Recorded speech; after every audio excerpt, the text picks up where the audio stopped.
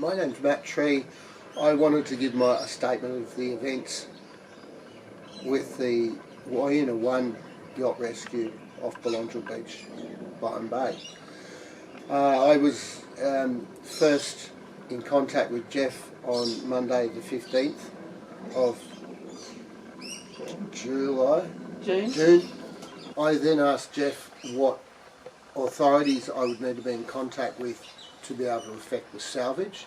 I contacted with Jeff's contacts the Elements Resort to be able to get permission to go to traverse the resort, and then to be able to speak to the Arawaka people, as it was contended Arawaka land, and they would have to supervise any work that I did on the beach.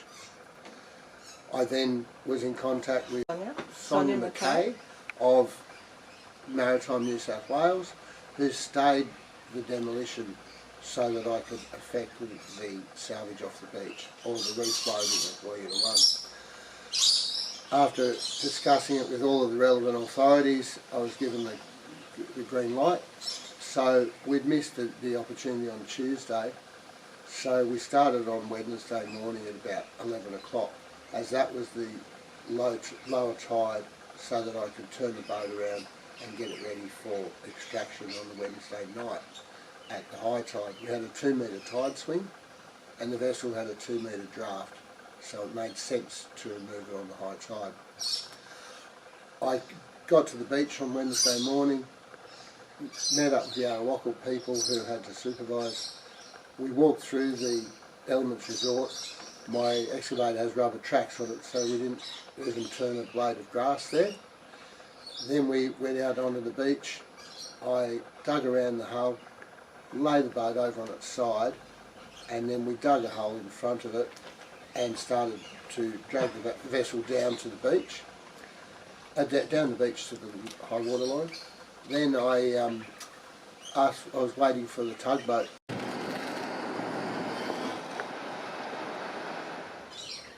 Being an excavator operator, I enlisted the kind instruction from Dino Gig, who had a large maritime service company, to confirm our actions as to how we were going to remove the vessel from the beach. Dino and I had formulated a plan of keeping the boat over on its side, dragging it down the beach a little, then connecting a tow rope to the top of the vessel to the mast, so that we could make the vessel tip over on its side slightly to be able to go over the sand dunes to be able to get into the water and be towed up to Tweed. We spent the day on Wednesday putting the vessel over on the side, pulling it down to the low water line, and by the end of the day we'd had a really large day trying to figure out that the vessel was strong enough to pull out, working out the point of connections that they were strong enough to tow the boat.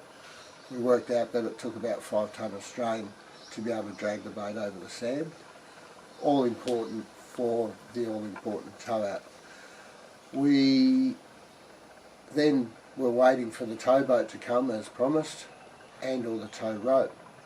The owners negated to be able to get a towboat that night due to the fact that the authorities weren't allowing any of the local commercial vessels to help us, because they're not commercially insured to be able to pull a vessel out as a salvage.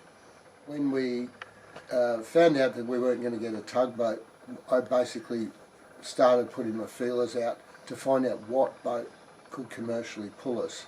And a lovely guy from Little Big Ships, Wyuna McKay, volunteered his vessel, only charging fuel, and he would come down from Jacob's Well.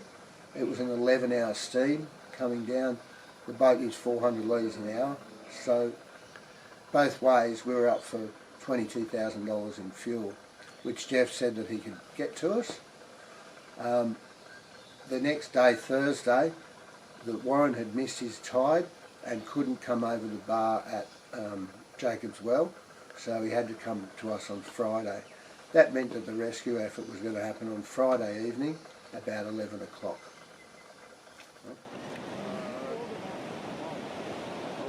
the next step was to prepare the vessel for tow. We knew the vessel was going to come at about 10 to 11 o'clock at night for the high tide. We didn't really want to be putting out tow ropes in the middle of the night, nor did we have the vessel to do so. So we ended up preparing the vessel during the Friday. We had 400 metres of 50mm tow line that Dr. Charles had acquired for us and got us down the site.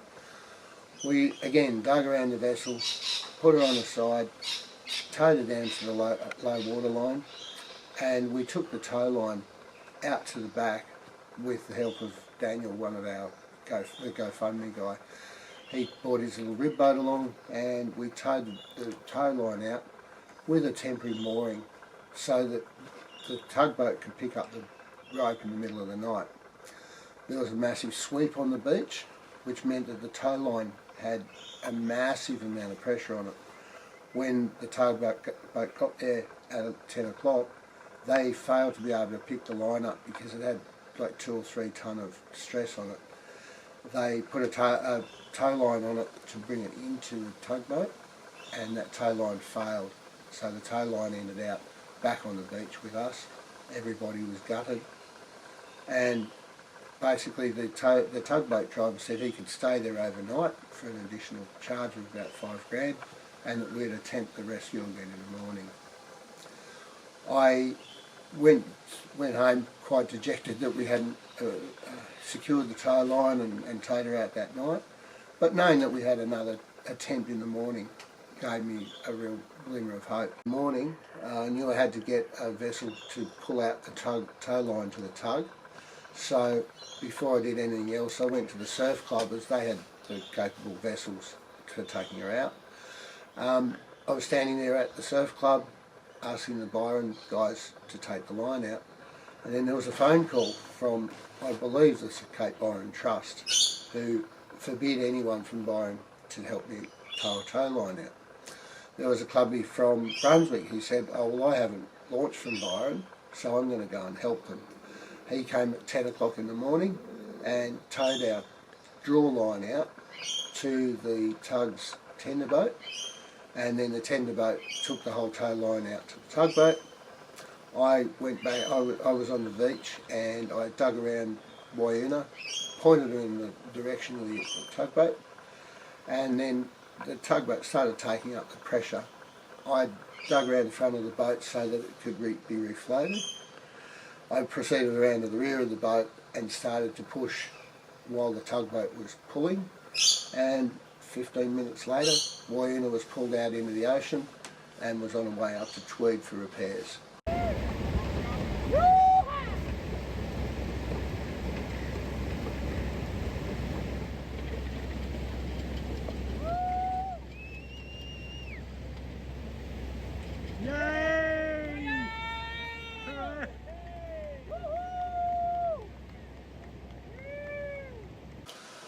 When I saw Wyuna going out into the ocean, I just felt so elated that we'd been able to succeed where others couldn't. We'd rescued a vessel, and it cost us probably $30,000 versus the $180,000 initial quote given by an Iluka salvage company. And we were subsequently given a quote for $250,000 for breaking the vessel up on the beach. My vested interest in this was because I didn't want to see a boat broken up on the beach. I didn't want to see the pollution damage. I didn't want to see the community scarred by having such a disgusting demolition happen on the beach. And I was so happy to see her float out and be taken to a safe mooring in Tweed Heads.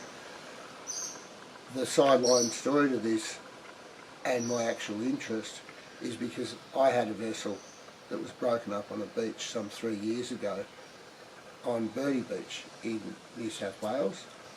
We had insurance by a certain company and the new owner, so I handed over ownership to the new owner. 2 hours out of Pittwater, a storm blew up and some contaminated fuel stalled our engines. Then the water police were coming to save us, about 2 hours away. were instructed to put an anchor down, and the anchor ended up being torn from the vessel. Then 500 metres off the beach, the police turned up and couldn't secure us a tow line, so we ended up on the beach at Birdie Beach with my 65-foot cruiser that I just sold. I contacted the owner of the vessel and said that they should contact their insurance company and that they needed to get the boat back off the beach for repairs the next morning.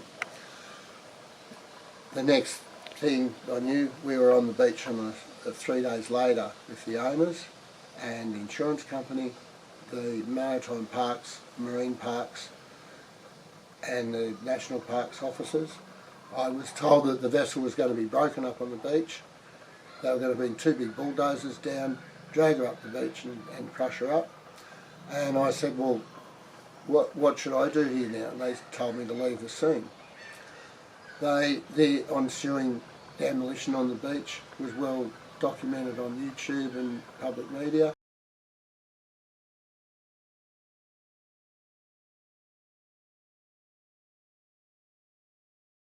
I loved that vessel, and she was an absolutely beautiful ship and basically undamaged on the beach.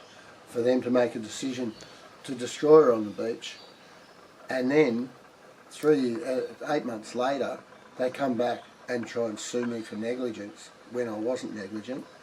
Their main want was to take my insurer to go halves in the loss. They didn't give us any opportunity to have anything to say about the salvage. They just brought 2 bulldozers, excavators, a moxie truck in through a national park onto a marine park beach. They couldn't pull the vessel up the beach, so they smashed it in the ocean in a marine park. All of the footage on YouTube and public media disappeared, and then 8 months later they came and started to sue me for $750,000 for a $400,000 vessel. That is now the subject of a district court matter, and I'm being sued for now $1.3 million for a $400,000 loss. The insurance company didn't mitigate the loss. The insurance company decided to vandalise or destroy the boat on the beach, and we were then charged for the whole thing. It's been the most harrowing 3 years of my life. I've almost lost everything that I own over it. I've spent $150,000 and we haven't even been in court yet.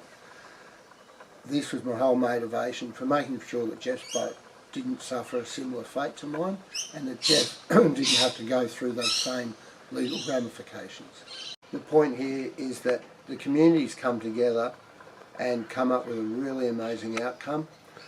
We've had a guy come in under volunteer as a salvage operator who gave us all the wonderful information to be able to make this happen. We had media people come to film the event. We had the national parks didn't give us any assistance at all. Further to the recovery we've just done, there was 2 other vessels that were washed up in nearby seas. One was in Ballina and I was sitting on top of some rocks. I looked at the photo of the boat in the media. They had 2 35-tonne excavators dragging the boat up that was completely intact above the waterline so that they could smash it up and take it away, and it was a beautiful yacht. That vessel could have been refloated in exactly the same way. There was no visible damage to the hull.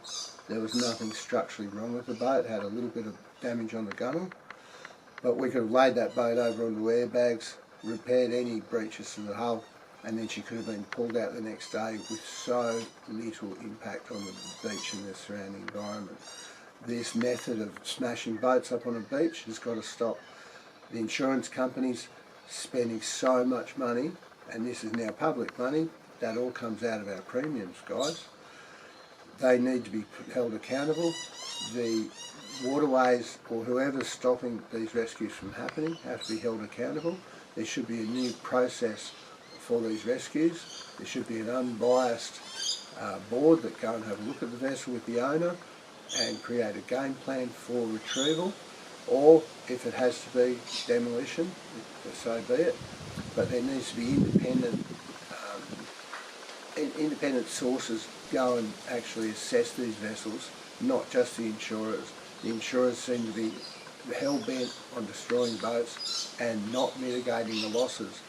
The Insurance Act of New South Wales of Australia says that the insurance companies have to mitigate these losses, and they are out there destroying boats, trying to make a point that that's the only way to do it.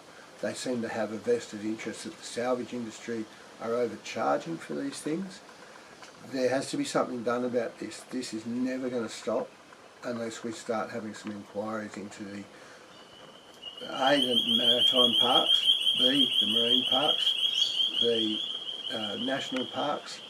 Any of the bodies that are controlling this are seemingly standing in the way of all public's common sense. These trawlers and everyone that are around that can affect these rescues, they're all got their hands tied because they get threatened that they're going to lose their licences if they help. These vessels should be able to be momentarily insured and be able to make some common sense so that these vessels can be refloated and saved rather than smashed up at a massive cost. Anyway, I'm here just to give my account of the events and see if we can get some common sense to happen. Thank you.